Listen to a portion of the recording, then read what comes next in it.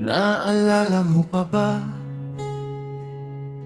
Noong ako pa ang paborito mo, noong tayo'y magkasama pa.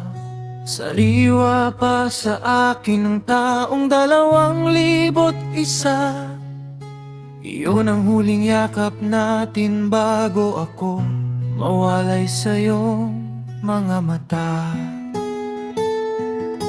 Kahit nasa malayo na ako, noong 70 taon ka pa, kilala mo pa ako. Sa isip mo ay buhay na buhay pa. Ngunit ang malupit na at manahon ay hindi marunong maghintay. Ang itim ng iyong buhok naging uban na at maputlay. Naalala mo pa ba noong inuutusan mo akong isuga si Tisk?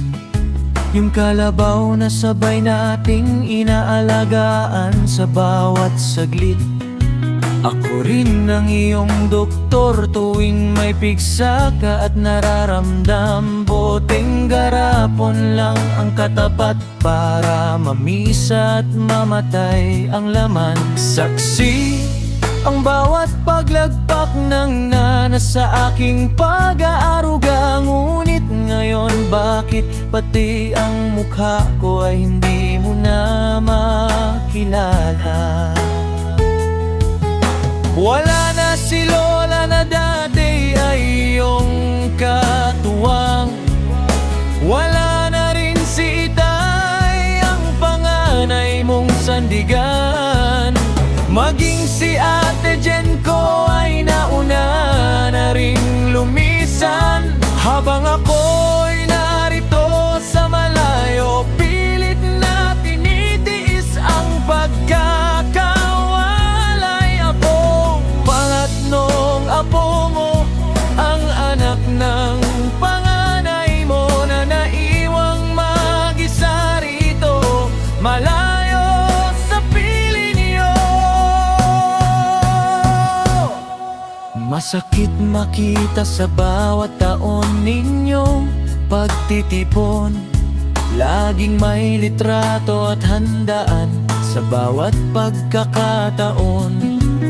Nakikita ko mga pinsan ko masaya sa iyong paligid. Dati ay maliliit lang sila, di ko akalain na ganito na karamihan sa iyo ay nakatindi. Sila ang nakakapiling mo, sila ang nakakausap, habang ang pwesto sa tabi mo sa akin ay isang pangarap.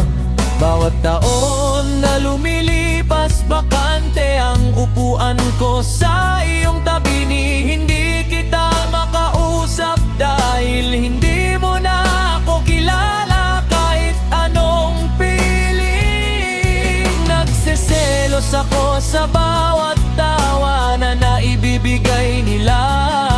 Dahil sila ang nakayakap sa iyo habang ako'y anino na lang sa kanila. Noong 70 ka, kahit malayo ako, ako'y nasa gunita mo pa. Ngunit ngayon, bakit naging estranghero na sa iyong mga mata? Lolo Inte, kahit hindi mo na ako kilala, dala ko ang dangal ni Ama at ang alaala ni Ate Jen na nawala. Kahit maging bakante ang upuan ko sa tabi mo sa bawat taon, at kahit ang alaala ko sa isip mo ay tuluyan ng nabaon, hindi ko malilimutan ang pagmamahal na ibinigay mo noon, Lolo. Kung hindi mo na ako maalala, hayaan mo na. Dahil ang pagmamahal ko aalala para sa ating dalawa. Sa iyong espesyal na araw, malayo man ako, ikaw ay mahalaga.